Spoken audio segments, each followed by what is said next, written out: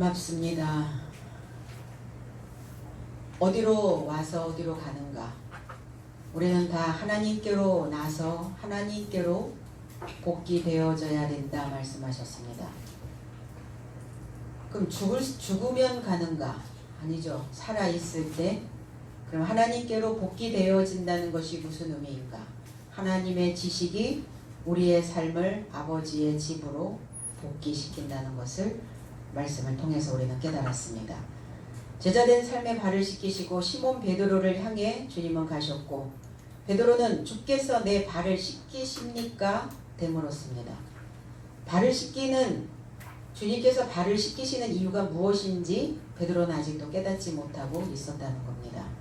오늘 우리 모두가 다 오늘 이 말씀에 발을 씻고 각자 만들어주신 각자의 몫을 챙길 수 있는 귀한 시간이 되시기를 원합니다.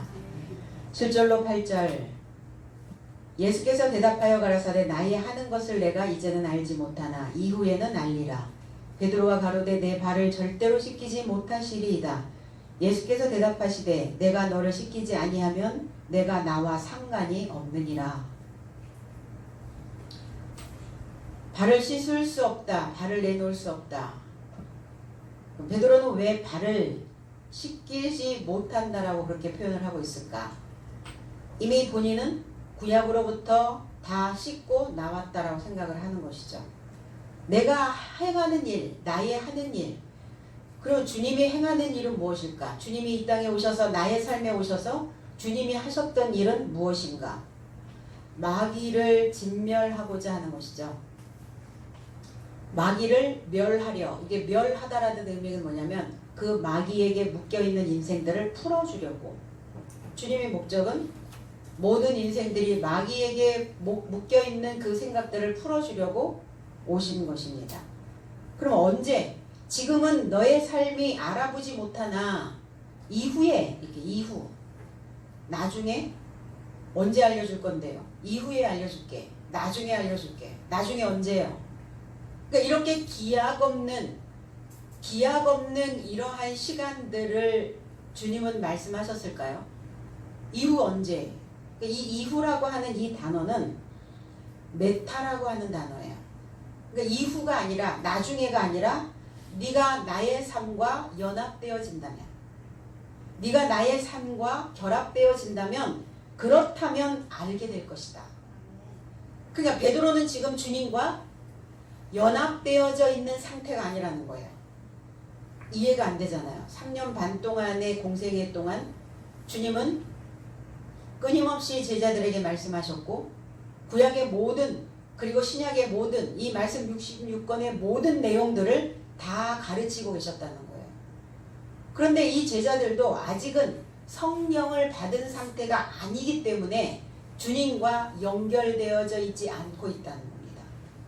그러니까 연합되어지면 할 것이다, 이렇게 표현이 되어져야 되는데, 이후에 나중에 보자 하면은 무섭지 않죠. 이렇게 막연한 기대감을 갖게 하는 것이 아니라 연합되어진다면, 그래서 우평강도에게도 오늘 네가 나와 결합되어질 수 있다면, 네가 나의 삶과 연합되어질 수 있다면 너는 낙원에 이르게 될 것이다. 오늘 이 말씀과 연합되어진 우리의 삶에, 오늘 내 안에 불안감과 두려움과 공포감이 이제 평화의 삶으로, 즐거움의 삶으로 연합되어지는 귀한 시간이 되기를 원합니다. 나의 하는 일은 뭐냐? 이게 이제 포이에오라고 하는 이 단어인데, 주님께서 행하신 것은 무엇이냐? 마귀를 풀어주려, 마귀의 삶에 묶여있는 자들을 풀어주려는, 그럼 묶여있는 자들을 풀어주기 위해서 무엇을 해야 된단 말인가? 풀어줄 수 있는 도구가 있어야 되겠죠. 그건 법입니다. 하나님의 율법이에요. 그래서 율법을, 모든 삶을 율법의 완성자로 새롭게 하시는 그 행함을 하셨다는 겁니다. 그러면 이 행함, 이 율법의 완성으로 마귀에게 묶여있는 자들을 풀어주시는, 결국은 마귀에게 풀려진 인생들은 사랑하게 되어진다는 거예요. 증오하고 미워하고 비난하고 공격하는 그 삶이 아니라 품어줄 수 있는, 사랑할 수 있는, 그래서 우리가 행해야 되는 일은 무엇이냐? 하나님의 도를 듣고 하나님의 말씀을 듣고 그것을 내 삶에 반영하여 그 반영되어진 그 삶이 이제 많은 사람들을 사랑해 줄 수 있는 자로 변화되어져야 된다는 겁니다. 그래서 야고보서에서 1장 22절에 너희는 도를 행하는 자가 되고 듣기만 하여 자신을 속이는 자가 되지 말라 이랬어요. 도를 아십니까? 이러잖아요. 도는 로고스의 말씀입니다. 그리고 이 로고스의 말씀은 뭐냐? 종자와 같아요. 종자. 씨와 같습니다. 그럼 이 종자를 가지고 밭에 뿌려야 여기에서 수확을 할 수 있는데 씨만 뿌린다고 하여 그것이 다 자연적으로 발화되어지고 열매를 맺힐 수 있는 상황은 아니죠. 누군가 돌볼 수 있는 자가 필요하다는 거예요. 그럼 오늘 이 로고스의 말씀이 우리의 삶 가운데 뿌려지면 이 말씀을 우리 삶 속에서 관리하고 그리고 이 말씀의 해석을 누군가 해줘서 이 해석되어진 이 말씀이 열매로 나와줘야 된다는 겁니다. 그래서 이 말씀의 종자는 우리에게 뿌려지면 이성을 갖게 만들어요. 논리적이고 합리적인 생각을 할 수 있도록 만듭니다. 감정에 의하여 나의 어떤 감정이 폭발해서 이성도 분별력도 다 잃어버린 그러한 행태가 아니라 분명히 이 말씀을 들은 우리는 이성과 논리와 합리적인 생각을 가지고 내 삶뿐만이 아니라 내 주변에 있는 많은 사람들에게 그리고 나와 연결되어져 있는 이 물질계에서도 우리는 분명히 어떤 역할들을 해내야 된다는 것입니다.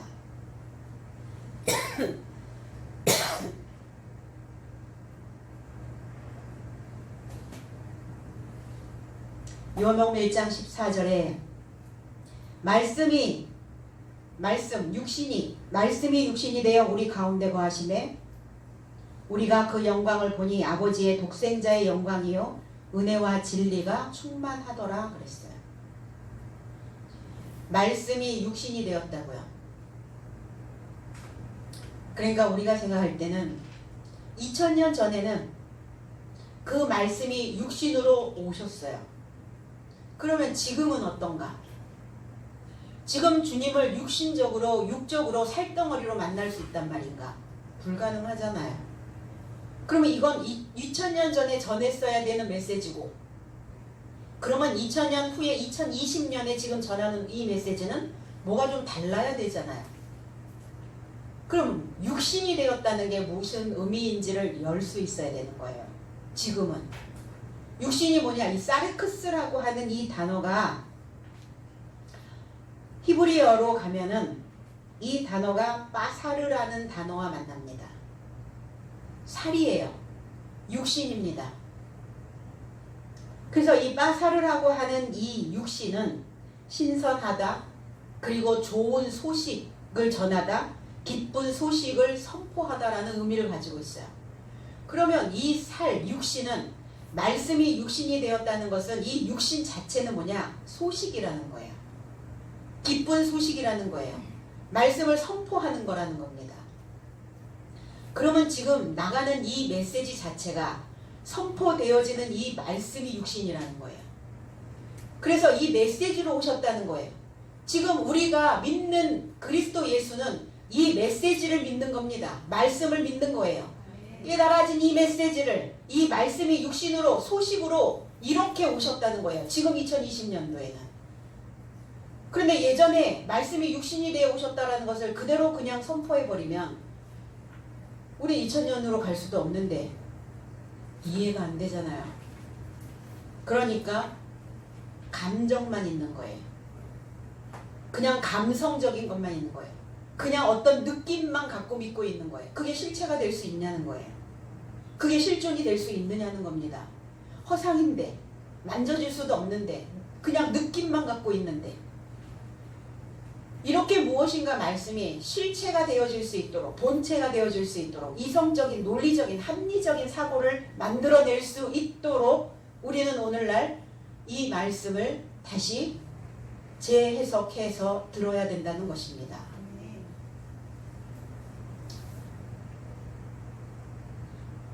로고스로 주님께서는 오셨고, 그래서 그 로고스를 듣는, 지금 이 메시지를 듣는 우리는 이 말씀이 내 삶 안에, 나의 심령 안에, 나의 마음 안에 거주하고 계신다는 거예요. 아담이 하와를 만들 때 하나님께서 아담을 깊이 잠들게 하시고 아담의 갈빗대 하나를 취하여 하와를 만들었어요. 그러니까 하와는 누구냐? 아담에게서 나온 자입니다. 아담의 분깃이에요. 아담 속에 있었던 거예요. 그러면 갈빗대 하나를 취하시고 하와를 만드신 다음에 그 빈 공간, 그 바닥을 무엇으로 메꾸셨는가? 살로 대신 채우시고 이랬거든요. 그럼 아담 속에는 무엇이 있느냐? 소식이 있다는 거예요. 기쁜 소식이 있다는 거예요. 그러니까 아담이 뭐냐? 사람이에요. 사람은 무엇인가를 전파하고 싶어 해요. 아담은 내가 가지고 있는 어떠한 소식들을 퍼뜨리기를 좋아해요. 그런데 이것이 다른 사람들에게 퍼졌을 때 유익한 것인지, 이게 다른 사람들한테 전파되었을 때 이것이 무익한 것인지를 이성적으로 논리적으로 깨달을 수 있어야 된다는 거예요. 그냥 내 감정 상태로 이거는 다 근거가 있는 것이고 이거는 다 좋은 거니까 무조건 그냥 퍼뜨려도 되고 전파되어져도 상관없는 건가? 그렇지 않다는 겁니다. 갈빗대, 그래서 갈빗대를 취하여 만든 하와를 여자라 하셨고, 여자를 만든 자를 남자라 하셨다는 거예요. 남자, 이쉬라는 단어입니다. 남자는 여자를 만드는 거예요. 그리고 여자는 어떤 자냐? 남자를 소망해야 된다는 겁니다. 여자로 있는 게 아니에요.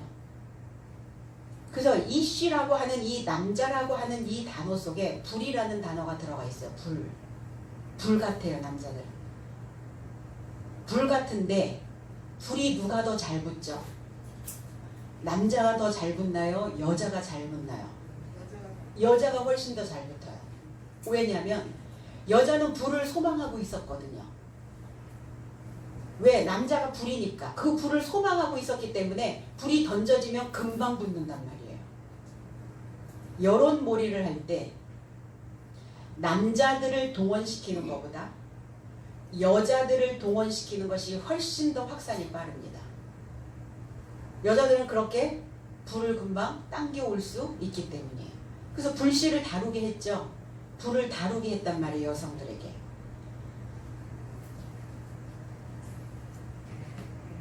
그러면 아담이 잠들었을 때 갈빗대를 하나 뺐다고 하셨는데 이해되시나요? 아니 얼마나 잠들어 있었길래 이 옆구리를 열어가지고 갈빗대를 빼는데도 그 아담은 몰랐단 말입니까? 그게 아니라 아담은 죽은 자였다는 거예요. 첫 아담은 사망에서 왕노릇하고 있는 자였어요. 그러니까 이 로고스의 말씀이 우리의 삶 속에서 이성과 논리로 합리적인 사고로 깨어나게 하고, 그 깨어났다면 깨어난 그 사고 속에 그 해석된 말씀들이 던져져서 내가 이것을 행동해야 될지 아니면 멈춰야 할지에 조절이 가능하게 할 수 있었어야 돼요. 그런데 첫 아담은 아직 혼수 상태라는 겁니다. 의식이 없어요. 이성과 논리가 안 만들어져 있어요. 그 갈빗대는 뭐냐? 갈빗대 그 뼈, 그러니까 한쪽에 갈빗대를 뺐으니까 어느 한쪽으로 기울어져 있는 삶이라는 겁니다. 모든 인생들이 어느 한쪽으로 치우치기 시작하면 어때요? 어느 하나에 꽂히면 어떻든가요? 그냥 기울어지고 거기에 그냥 넘어져도 사람들이 내가 기울어져 있는지 거기에 넘어갔는지 내가 균형을 깨고 있는지조차도 분별하지 못하고 있다는 거예요. 그게 첫 아담적 요소들이에요. 혼수 상태인 거예요. 죽음보다 깊은 잠, 의식이 없는 상태에 있는 자들입니다. 그럼 오늘날 기독교가 다 첫 아담적 상태를 만들어 놓아서는 안 되잖아요. 무엇인가 의식이 있게 깨워내야 될 거 아니에요. 혼수 상태로 만들어서 어디인가 자아도취가 되어진 상태로 그것을 종교라고, 그걸 신앙이라고, 믿음이라고, 신념이라고 그렇게 붙잡고 가게 해서는 안 된다는 겁니다.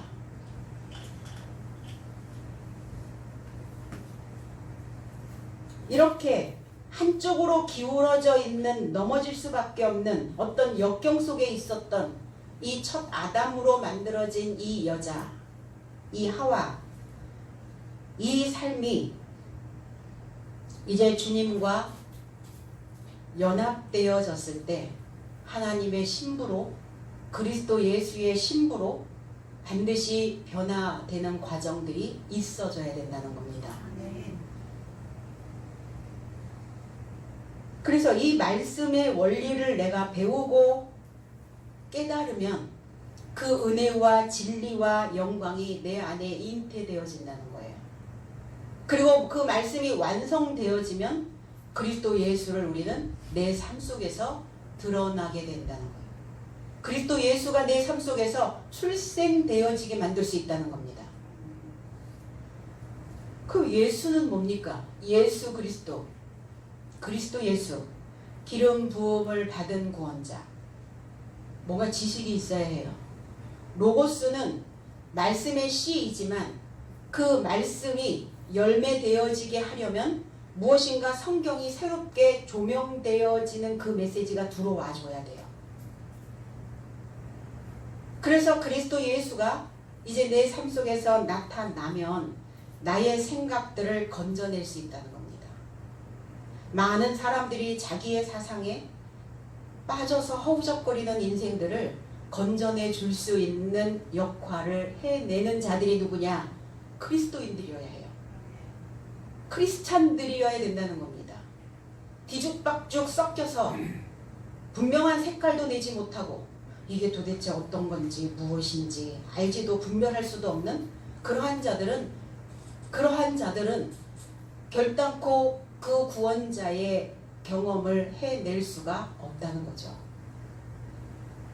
오늘 우리는 이 배우고 깨달은 이 말씀들을 실행하는 수행자가 될 수 있어야 된다는 겁니다. 너희들이 말씀의 실행자가 되어지고 듣기만 하고 있다면, 실행자가 되어지지 못하고 듣기만 하고 있다면 자신을 속이는 자가 되어진다. 자신을 속인다라는 것은 뭐냐? 파탈로 기조마이라고 하는 이 단어에서 잘못 계산하다예요. 오판하다.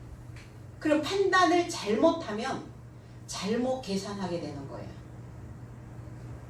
그럼 왜 이 교회에서, 왜 이 기독교가 왜 계속 끊임없이 잘못 계산하고 있죠? 뭔가를 지금 오판하고 있다는 겁니다. 사리 분별을 하지 못하고 있다는 거예요.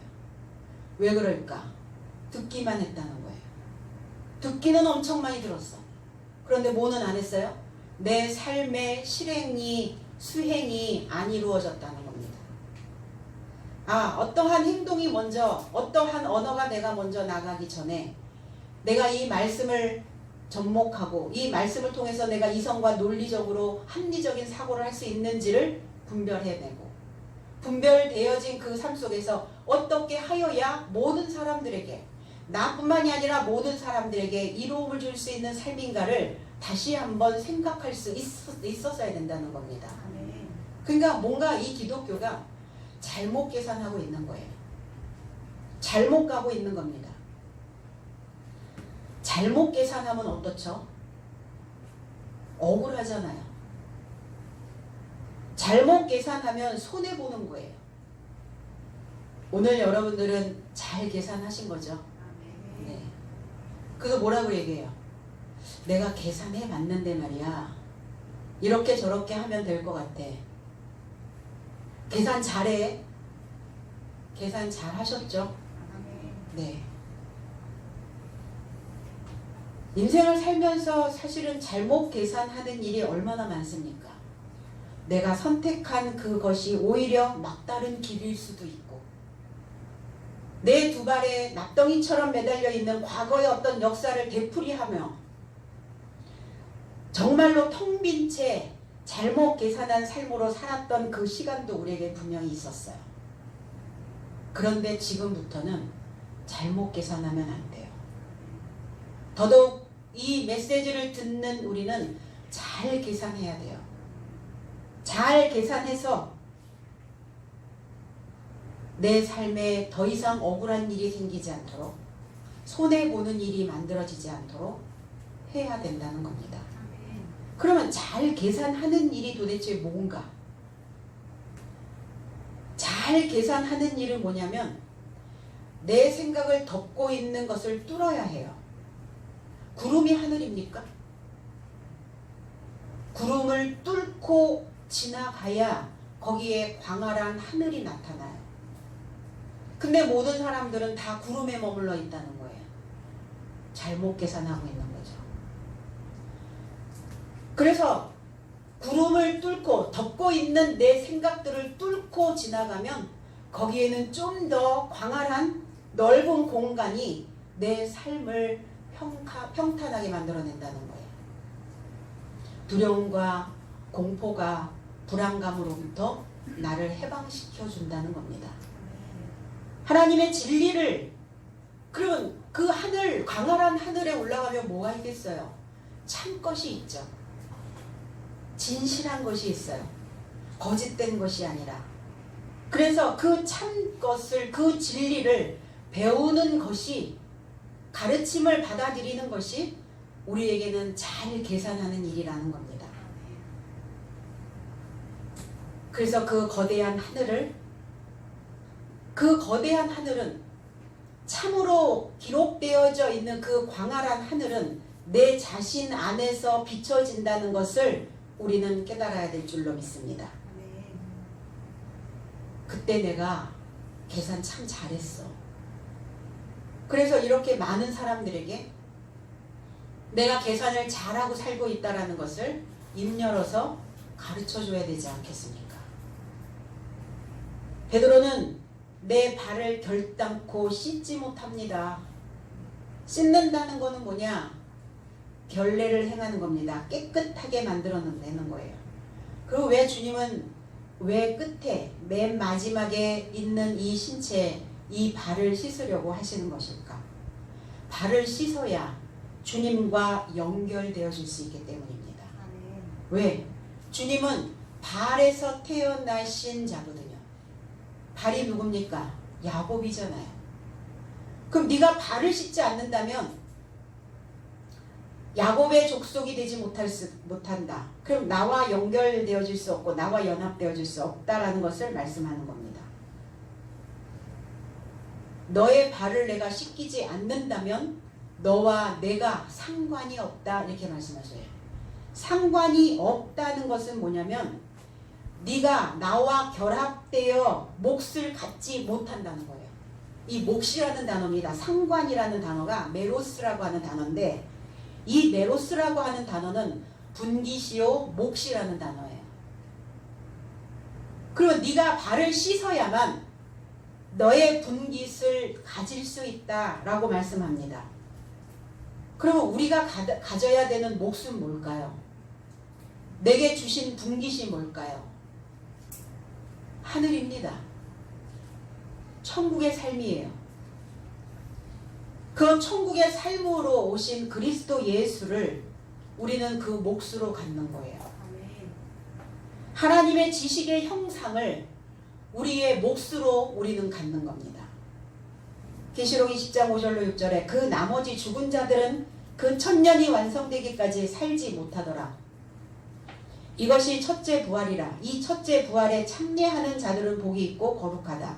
둘째 사망이 그들을 다스리는 권세가 없고 도리어 그들이 하나님과 그리스도의 제사장이 되어 천년 동안 그리스도로 더불어 왕노릇하리라. 천년이 완성되기까지 살지 못하더라. 이것이 첫째 부활. 사망에 있었던 자들이 그리스도의 말씀이 내 안에 뿌려지면, 그 소식이 내 안에 들어오면 그들은 죽습니다. 그러면 죽고, 내 생각은 죽고, 내 무지하고 깨닫지 못하고 막무가내로 행동하는 그러한 생각들은 죽고, 이제 그리스도의 삶으로 다시 우리는 부활되어진 그 첫째 부활에 동참하는 자들이 된다는 겁니다. 그럼 이 첫째 부활에 참여하는 이가 아니라 참여라는 이 단어가 메로스, 몫이라는 단어예요. 첫째 부활 안에 몫을 가진 삶은 행복한 자들이다. 그러면 그 자들은 어떤 자들이냐? 그리스도와 메타되어 그리스도로 더불어가 아니라 그리스도와 연합되어 천년을 통치하는 자가 될 수 있다고요. 그러니까 그리스도와 연합되어지지 않으면, 연합된다는 것은 무엇이냐? 붙는 거예요. 찰싹 달라붙는 거예요. 우리 좋은 사람들끼리 어떻게 다니죠? 붙어 다니죠. 왜 니네들끼리 붙어 다녀? 이렇게 얘기한단 말이에요. 그럼 오늘 붙어 다녀야죠. 하나님의 지식인 그리스도와 찰싹 붙어 있으면 천년, 나의 본성이 하나님의 본성으로 탈바꿈 되어지는 것을 천년이라고 말하는 거예요. 그럼 내 본성은 어때요? 움직이는 환경적인 요인, 그리고 어떤 심리적인 요인, 어떤 경제적인 요인, 이런 요인들로 인하여 덜컹거리고 출렁거리는 게 우리의 본성이에요. 그런데 우리의 본성이 배우고 본받으면, 그리스도와 연합되어지면 이게 다스려진다는 거예요. 통치가 가능하다는 겁니다. 거리로 나간 사람들은 왜 거리로 나갈까요? 그들 속에 두려움 때문에 거리로 나가는 겁니다. 왜 많은 사람들과 그렇게 몰려다닐까요? 그러니까 주님과 같이 붙어 있으면 되는데 왜 엉뚱한 사람들과 붙어가지고 이 난리를 치고 있는지 모르겠어요. 이 난리통, 북새통. 그들 속에는 두려움 때문에 그래요. 혼자 있으면 두렵거든요. 혼자서 묵상하고 혼자서 그 생각들을 만들어낼 수 있는 거리들이 없으니까 군중 심리 속에 들어가 버리는 거예요. 그럼 어때요? 그 불안감이 감소되어지거든요. 나와 동조하는 이런 인생들이 있네. 그러니까 그들끼리 붙는 거예요. 잘못 계산한 거죠. 오늘 그리스도 예수와 내가 연합되어진 우리는 나의 본성이 탈바꿈 되어짐으로 인하여 하나님의 삶을, 그리고 첫째 부활의 삶을, 그리고 행복한 삶을 우리는 그 몫으로 챙길 수 있다는 겁니다. 그 몫을 챙기지 못한 자들이 있어요. 나에게 주신 그 몫을 챙겨야 되는데 그 몫을 갖지 못한 자들은 많은 사람들 속에서 자기의 몫을 챙기고 싶은 거예요. 사실은 그 심리거든요. 그게 심리전이에요.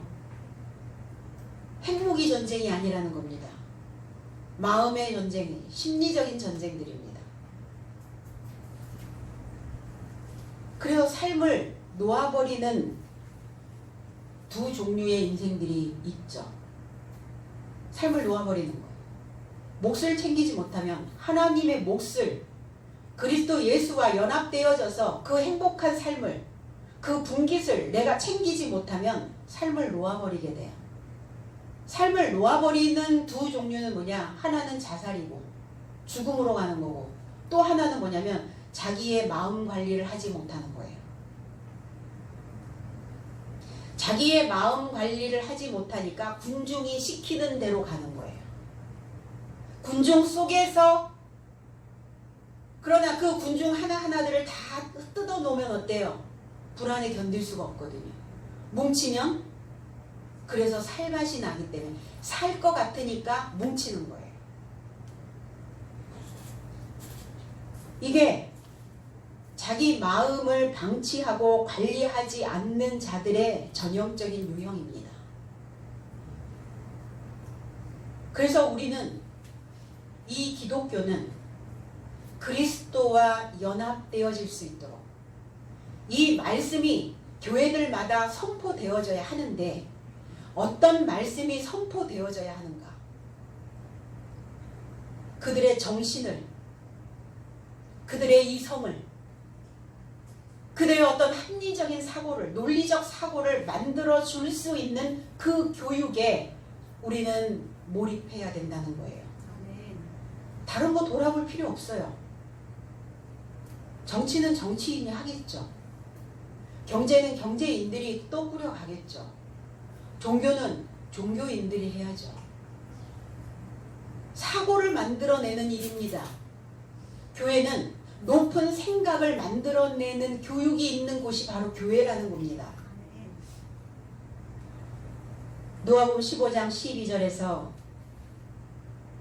탕자, 우리는 탕자를 기억할 겁니다. 둘째 아들이 아버지의 몫을 가지고 먼 지역으로 떠났고 거기서 허랑방탕하여 하나도 구원 없이 살아서 그 몫을 다 소비했다고요. 그가 가지고 있는 분깃을 다 잃어버렸어요. 왜? 그 지역에 강력한 기근이 발생하기 시작했기 때문이에요. 아버지에게 받은 이 분깃, 둘째 아들이 가지고 간 이 몫은, 이 분깃은 다 소비되어져야 돼요. 다 탕진하고 와야 됩니다. 우리가 처음에 믿었던, 처음에 들었던 그 문자 속에 갇혀 있었던 역사적인 관점으로 들었던 그 분깃은 없어져야 되는 분깃이에요. 그럼 그게 계속 남아있으면 어때요? 그게 계속 남아있으면 혼수 상태로 간다는 거예요. 인생들이, 교회가, 목자들이, 크리스찬들이. 그러니까 그 몫을 챙기지 말고 그 몫은 다 허비되어져야 돼요. 그 지역에 기근이 들었어요. 그 지역이 어떤 지역입니까? 둘째 아들의 그 삶에 그건 다 소비되어져야 되고 탕진되어져야 되는 몫이기 때문에, 첫 아담에게서 나온 몫이기 때문에 그건 다 없어져야 된다는 거예요. 궁핍해져야 됩니다. 인생들이 궁핍해지지 않으면, 자기의 감성으로, 자기의 감정으로 궁핍해지지 않으면 그냥 감정들이 그냥 이만해져가지고 거기에 둥둥 떠다니는 거예요. 다 불합리한 그러한 사고 속에 살고 있는 겁니다. 그래서 이 젊은 아들이 가진 몫으로는 자신을 건져낼 수 없었다요. 구원하지 못하여 허랑방탕하여 이렇게 되었어요. 우리도 그런 세월이 있었죠. 그러면 이 둘째 아들과 같은 이것이 다 소비되어져야 되는데 어떤 상황이 소비되어져야 되는가? 말씀이 이해되지 않고 믿었던 그 신앙,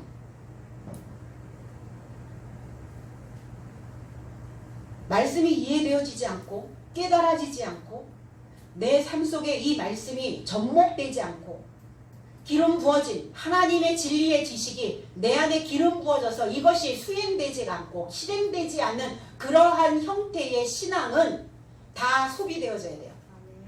다 없어져야 됩니다. 그러니까 그 신앙을 가지고 있는 그 신앙에는 기근이 와야 돼요. 갈급해야 됩니다. 흉년이 와야 돼요. 그래야 내가 탈바꿈을 위한 아버지의 집을 향해 갈 수 있기 때문이에요. 새로운 말씀을 향하여 찾을 수 있어야 된다는 겁니다. 그런데 어때요? 다 그 부풀러져 있기 때문에 아직 기근이, 흉년이 오지 않고 그 신앙관이 그대로 머물러 있기 때문에 그들은 그냥 간땡이가 부어있는 거예요. 간이 배 밖으로 그냥 나와 있는 겁니다. 분별하지 못하고 깊은 잠에 그냥 빠져 있는 거예요. 한쪽으로 기울어져서 넘어지고 있는데도 그들은 좌초되고 있음에도 불구하고 그 인생이 좌초되고 있다는 것을 깨닫지 못하고 있는 겁니다. 이 문제가 되는 거죠. 그래서 둘째 아들은 아버지의 품꾼에 이루고자 갔습니다. 그 깨달아진 말씀으로 일하는 아버지의 아들로 우리는 다 오늘 초청되어져야 될 줄로 믿습니다. 그래서 베드로에게 베드로야, 네가 발을 씻지 않는다면 결단코 그 아들의 몫을 하늘의 상속을 그 받을 수 없다. 이렇게 말씀하셨습니다. 9절로 10절 시몬 베드로가 가로되 주여 내 발뿐 아니라 손과 머리도 씻겨 주옵소서. 예수께서 가라사대 이미 목욕한 자는 발밖에 씻을 필요가 없느니라. 온몸이 깨끗하니라. 너희가 깨끗하나 다는 아니라 하시니 그랬어요. 그냥 베드로는 이제 한술 더 뜨는 거죠. 아차, 내가 계산 잘못했구나. 주님, 그러면 나 이제 발 안 씻을래요. 거기 발 안 담글래요. 발 씻기 싫어요. 이랬다가 그게 아니다라고 이제 재해석이 들어오니까 이해가 되어지니까 이제 멋쩍은 거예요. 거면쩍으니까 그러면 주님, 내 손도 내 머리도 나를 목욕시켜 주십시오. 이렇게 이제 주님에게 또 다시 요청을 하는 거죠.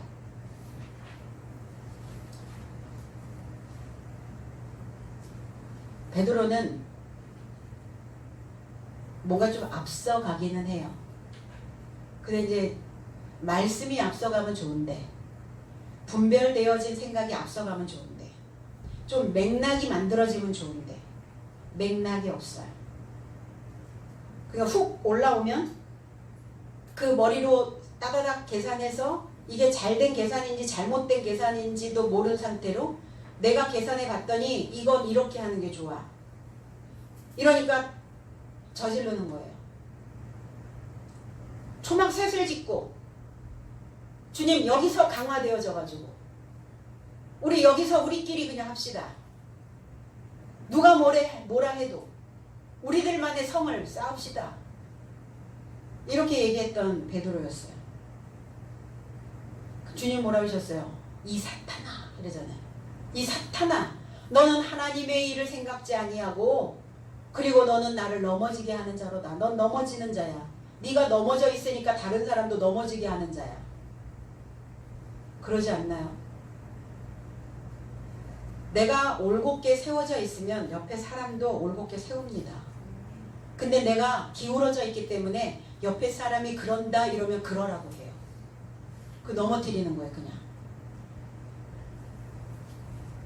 생각지 않는다고요. 그러니까 머리도 감겨달라고 요청을 하죠. 머리는 뭐냐, 이 케펠레라고 하는 단어는, 이 머리라는 거는 뭐냐면 가장 잡기가 쉬운 곳이 머리예요. 그리고 가장 빨리 잡히는 곳도 머리입니다. 베드로는 머리를 왜 씻겨달라고 했을까? 혹여 자기의 머릿속에 사탄의 생각이 혹여 들어있지 아니한가? 사탄의 생각에 잡혀있지 않을까? 머리에서 마음으로 내려오죠. 머리가 잡히면 마음도 잡혀요. 근데 뭐에 잡히느냐예요. 마귀에게 잡히느냐 아니면 하나님의 진리의 말씀에 잡히느냐예요. 잡혔어요. 예수께서는 머리입니다. 교회의 머리 되시며 그랬어요. 우두머리 그러잖아요. 그래서 그 사람의 근본을 따질 때 우리는 그 사람의 머리를 얘기합니다. 인생의 뿌리는 어디냐? 머리입니다. 그 사람의 머리에서 나오는 모든 일거수일투족의 언어의 행동의 행실의 것을 보면 그 사람의 근본이 보이거든요. 머리에서 명령하는 대로 손발이 움직이기 때문에 그 머리의 근본이 무엇인지를 알아차릴 수 있다는 겁니다. 그래서 뭐라 그래요? 그 사람하고 마주 앉아서 몇십 분 얘기를 하면 그 사람의 근본을 알아차릴 수 있어. 이렇게 얘기하잖아요. 다 머리에 있습니다. 그래서 우리의 머리는 반드시 하나님이 내 머리를 붙잡고 있게 해야 돼요. 그리스도가 내 머리를 잡게 해야 돼요. 이게 내 생각으로 잡은 건지 하나님의 생각으로 머리가 잡혔는지를 구별해내실 수 있어야 된다는 겁니다. 그리고 이 머리는 가장 빨리 흔들려요. 머리가 흔들린다. 이 히브리어에서 머리라는 단어, 로시라는 단어는 흔들다, 쉽게 흔들리다 이런 의미예요. 뭐가 흔들리는 거예요? 사람들은 마음이 흔들린다 그러는데 머리가 흔들리기 때문에 마음이 흔들리는 거예요. 머리로는 알겠는데 마음이 이해가 안 돼. 아니, 머리로도 이해가 안 되니까 마음으로 이해가 안 되도록 그 에너지가 내려오질 않는 거예요. 머리가 이해가 되면, 머리가 깨달아지면 마음도 깨닫습니다. 아니, 다 따로따로예요. 신경망이 다 연결되어져 있는데 머리 따로 마음 따로 말이 되나요? 아니잖아요. 손발이 다 연결되어져 있는데, 몸과 마음이 연결되어져 있는데 흔들리는 거예요. 머리가 흔들렸어. 아, 내가 그거 신경 썼더니 골머리가 아파. 머리가 흔들려. 그래서 머리가 흔들리면 어떻게 되나요? 아무것도 안 보여요. 머리가 흔들려 보니까 정신이 온통 머리가 흔들리는 곳에만 가 있어요. 흔들리고 있는, 그 흔들리는 요소에만 꽂혀 있어요.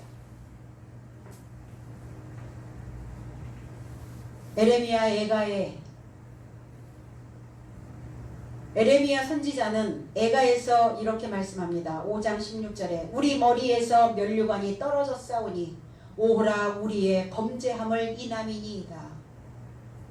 머리에서 면류관이 떨어졌다고요. 면류관이 뭡니까? 스테판.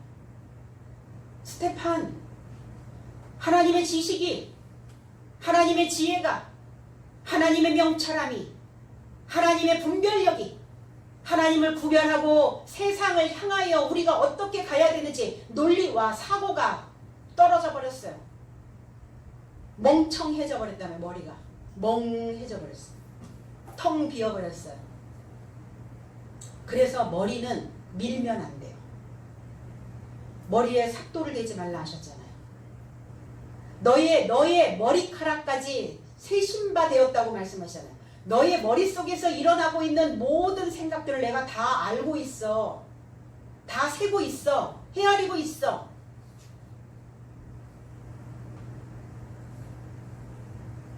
그래서 우리는 바울 사도처럼 말씀을 추적하여, 결국 바울은 사울로 있었을 때 뭐에 잡혔겠어요? 머리가 사단에게 잡혔겠죠. 표면적 유대인, 표면적으로 믿고 있는, 형식적으로 믿고 있는, 말씀을 이해하지 못한 상태에서 자기의 감정 속에서 믿고 있는 것처럼 착각하고 있는 그것을 믿었다는 거예요. 그 머리였다는 거예요. 그런데 사울이었을 때 그는 끊임없이 예수를 추적합니다. 결국은 예수를 추적하여 그 말씀을 따로 잡았어요. 말씀을 따라잡았다고요. 그럼 우리도 오늘 이 말씀을 따라잡아야 해요. 어디가? 내 머리가. 그래서 물이 뛰놀든지 흉룡하든지 그냥 우리는 잔잔하게 그냥 갈 뿐이에요. 오늘 이 말씀을 잡고 있어야, 말씀을 따라잡아야, 그래야 그리스도이신 그 근본이 나의 근본이 되어질 수 있다는 겁니다. 베드로는 머리에 혹여 그 불결한 것이 뿌려져 있지 않은가, 내가 다른 생각에 잡혀 있지 않은가, 내가 쉽게 이 머리가 흔들리고 있지 않은가. 그래서 아이들은 머리를 잘 흔들어요. 말을 안 하고. 도리도리. 우리 도리도리를 가르쳐가지고 무조건 안 한다고 막. 자기라고 하는 개념이 생기기 시작하면서 무조건 안 한대.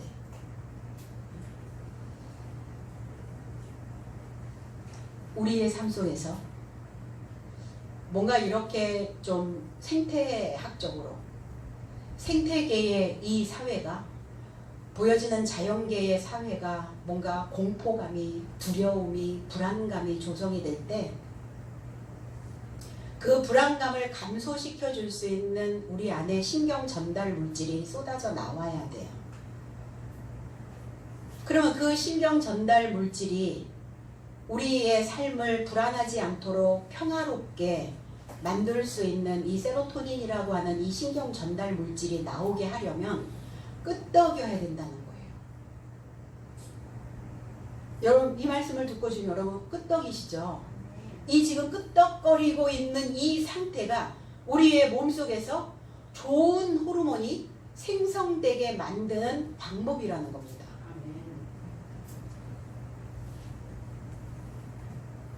그냥 될 수 있으면 끄떡이고, 될 수 있으면 내 머릿속에 나를 흔들고 있는 생각들이 무엇인지를, 내가 내 머리를 누가 잡고 있는지를 우리는 빨리빨리 알아봐야 된다는 겁니다. 그러니까 주님은 다 씻어주십시오 베드로가 그러니까 목욕한 자는 발만 씻으면 된다. 이미 다른 곳은 씻었다. 아니 언제 주님이 씻겼나요? 제자들과 언제 뭐 시내가에 가서 개울가에 가서 아니면 사우나 가서 언제 목욕하신 적 있나요? 뭘로 씻기시는 거죠? 손으로 씻기나요? 입으로 씻기나요? 입으로 씻기는 거예요. 입으로 목욕하는 거예요. 우리는 입에서 나가는 메시지로 우리는 이미 다 목욕을 했어요. 언제 목욕했는가? 애굽에서 물 건너오면서 애굽의 사상에서 모세를 통해서 광야로 왔죠. 광야에서 모세의 입을 통해서 그 법을 통해서 이미 그들은 씻었어요. 이미 그들은 목욕했다는 겁니다. 그 가르침으로 목욕을 이미 했어요. 그러니까 우리도 이미 목욕을 했어요. 그러니까 오늘 우리는 뭘 해야 되느냐? 내 몫을 챙겨가기 위한 발만 씻으시면 돼요. 오늘 발 씻으러 오신 거 맞죠? 네, 오늘 발 씻기고 발을 씻고 오늘 나의 분깃을 갖는 귀한 시간이 되기를 원합니다. 그러려면 어떻게, 발을 씻으려면 어떻게 해야 돼요? 발을 디뎌놔야죠. 대야에 발을 디뎌놔야 발을 씻길 거 아닙니까? 이 말씀 안에 발이 들어와야 씻을 거 아닙니까?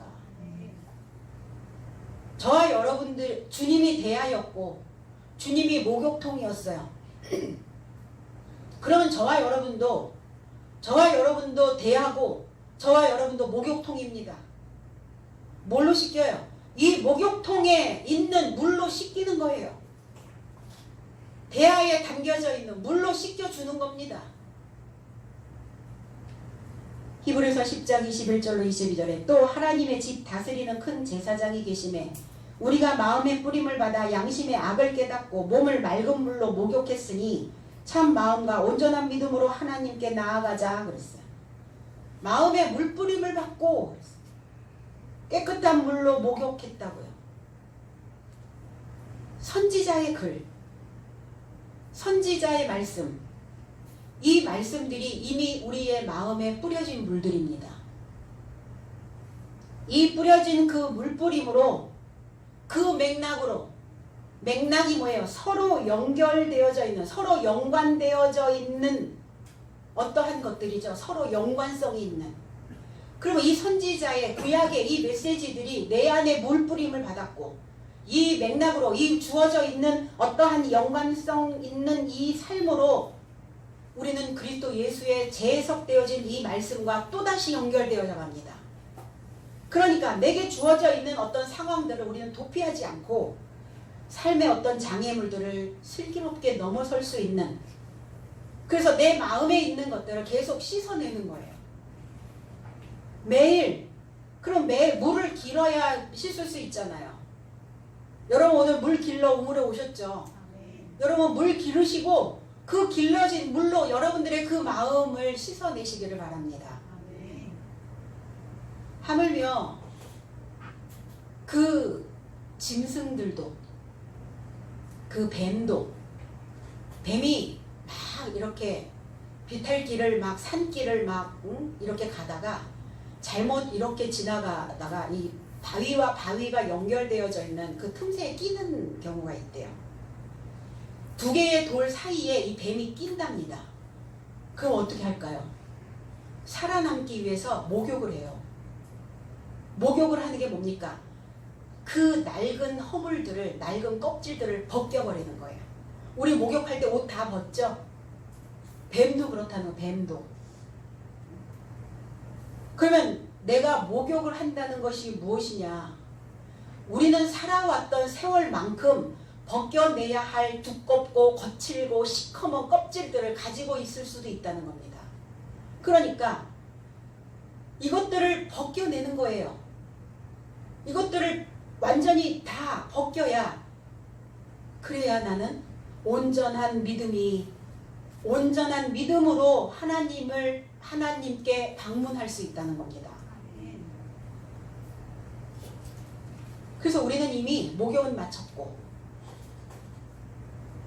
목욕을 마쳤다면 이제 방문하셔도 괜찮은 거예요. 목욕하시고 그래서 여기 방문하신 거죠. 그렇잖아요. 그런데 가룟 유다는 목욕을 했을까요? 했어요.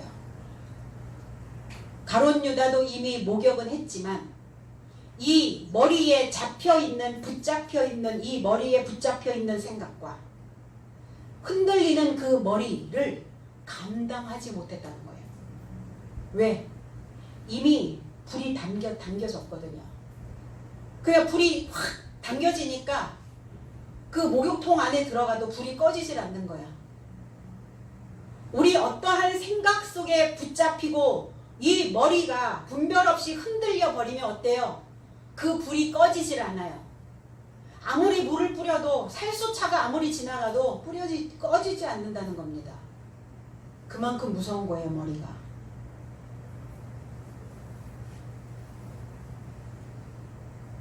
그러니까 가룟 유다도 아마 힘들었을 거예요. 우리가 살아간다는 것도, 신앙생활을 하는 것도, 오늘 이 예배를 개최하는 것도 힘든 노릇이에요. 지도자도 참 많은 고심을 하게 됩니다. 어떤 것을 결정할 때 참 힘든 노릇이다, 이 생각이 들더라고요. 삶은 이렇게 힘든 노릇인데 이 모든 힘든, 어려운 어떤 이런 난관들을 뚫어야만 내 안에 두껍고 낡은 이러한 그 껍질들을 벗어버릴 수 있는 기회가 만들어진다는 거예요.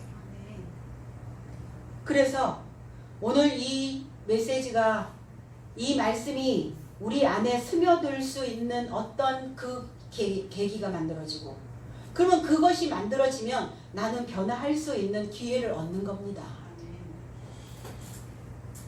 가장 힘든 게 뭐죠? 가장 힘든 건 뭐냐면 내 자신을 잘 견디지 못하는 거예요. 내가 내 자신을 잘 견디는 일, 내 자신을 잘 견디면 별로 그렇게 힘든 노릇은 없어요. 근데 내 자신을 잘 견디지 못하기 때문에 힘든 노릇이에요, 사는 게. 가룟 유다도 이 자기 자신을 잘 견디지 못했다는 겁니다. 그러니까 결국 가룟 유다는 발을 씻을 수가 없었어요. 발을 씻는다는 것은 뭐냐면 마지막 관문이에요. 고비입니다. 오늘이 고비죠. 네. 이 고비가 지나가면 조금 완화될 거예요. 각자의 마음속에서 일어나는 어떤 붙들려 있는 뭔가 불안감이, 이런 것들이 이제 발을 씻음으로 인하여 다시 하나님의 것으로 되살아날 수 있다는 겁니다. 무속인들은 죽은 자를 위해서 구슬하는데 씻긴 구슬합니다. 들어보셨나요? 씻긴 굿. 그러니까 그 망자가 씻지 못하고 죽어서 극락 왕생을 할 수 없을까봐 죽은 자를 위하여 구술하는데 씻긴 구술해요. 우리는, 기독교는 살았을 때요. 우리는 이렇게 오늘 현존하고 있을 때, 살아있을 때, 오늘 이 말씀을 통해서, 메시지를 통해서 입에서 분사되어지는 이 물로 우리는 씻어내는 겁니다. 얼마나 다행이에요. 얼마나 감사해요. 죽어서 씻지 않고 살아서 씻을 수 있으니까, 살아서 씻고 새로운 삶으로 변화된 인생으로 살 수 있으니 이것이 얼마나 고마운 일입니까?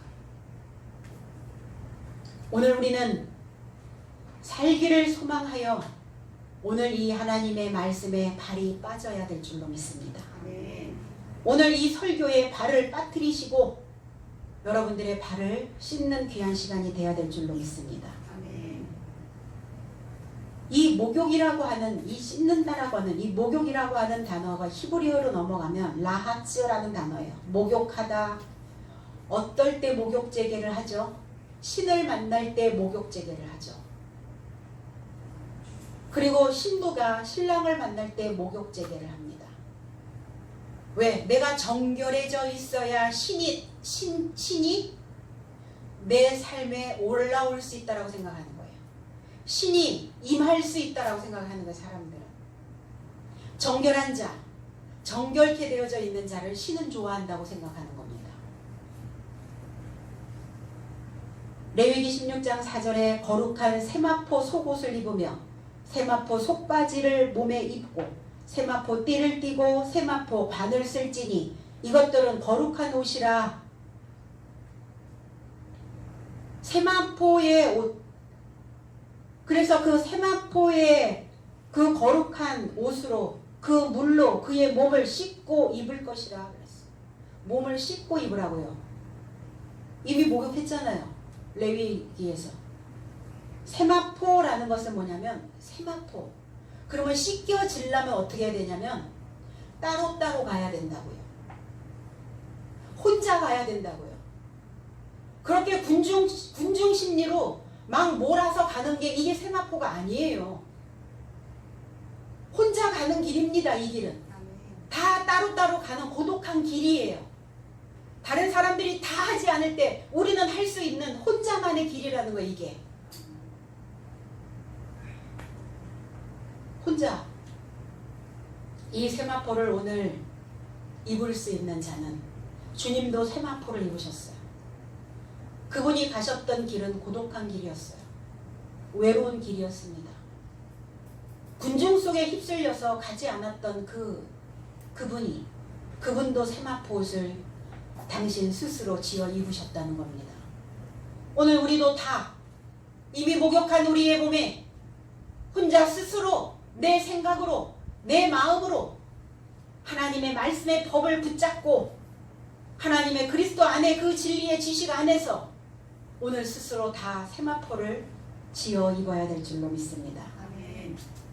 11절, 이는 자기를 팔 자가 누구인지 아심이라. 그러므로 다는 깨끗지 아니하다 하시니라. 가룟 유다를 말씀하고 계시는 거죠.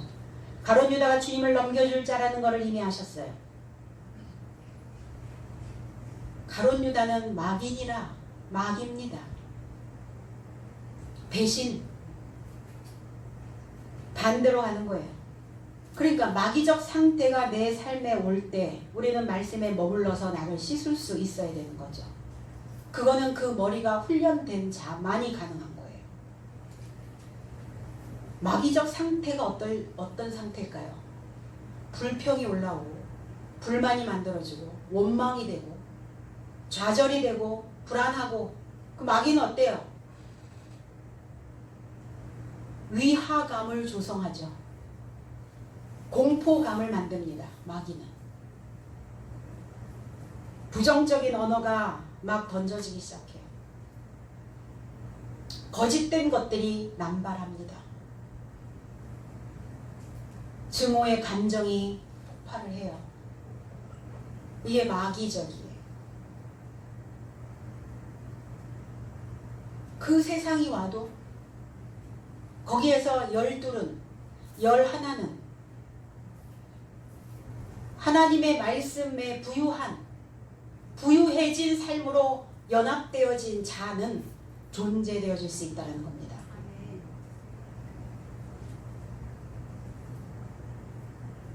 그래서 우리는 한 번 목욕했다고 안 하는 게 아니라 수시로 매일 목욕을 하는 거예요. 매일 수시로 목욕을 하지 않으면 나무늘보 돼버려요. 나무늘보 아시죠? 나무늘보는 나무에 붙어가지고 20시간을 꼼짝도 안 하고 있는답니다. 걔네들이. 그러니까 어때요? 나무늘보 그 속에 막 벌레들이 바글바글 거리고, 그러니까 20시간 동안 움직이지를 않으니까 이끼가 낄 정도예요. 몸에 이끼. 그 우리의 생각으로, 이 말씀으로 내가 내 생각들을, 내 머리를 계속 씻어내지 않으면 나무늘보가 돼가지고 이끼가 껴버려. 그러니까 스스로 자기의 생각에 미끄러져 넘어지는 거예요. 벌레가 우글거리는 거예요. 그러니까 얼마나 더럽고 썩고 악취나고 불안하고, 이 벌레들이 내 살을 막 계속 파먹을 때 얼마나 무섭겠어요.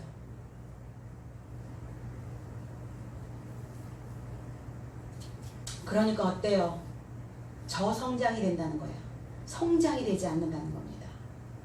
아가서 5장 3절에 내가 옷을 벗었으니 어찌 다시 입겠으며 내가 발을 씻었으니 어찌 다시 더럽히랴. 오늘 우리가 발을 씻고 그리스도의 신부된 제자된 자들의 발을 씻기시고 그 발이 다시 가룟 유다의 삶이 되지 않도록 우리는 날마다 그 발을 씻고 다른 사상에, 다른 생각에 엮이지 말고 오늘 하나님께서 주시는 내게 그 복음과 연결되어져서 하나님의 그 나라를, 그 행복한 삶을 오늘 저와 여러분들의 몫으로 챙겨가는 제자된 삶의 발이 되시기를 주님의 이름으로 축복합니다. 아멘. 기도하겠습니다.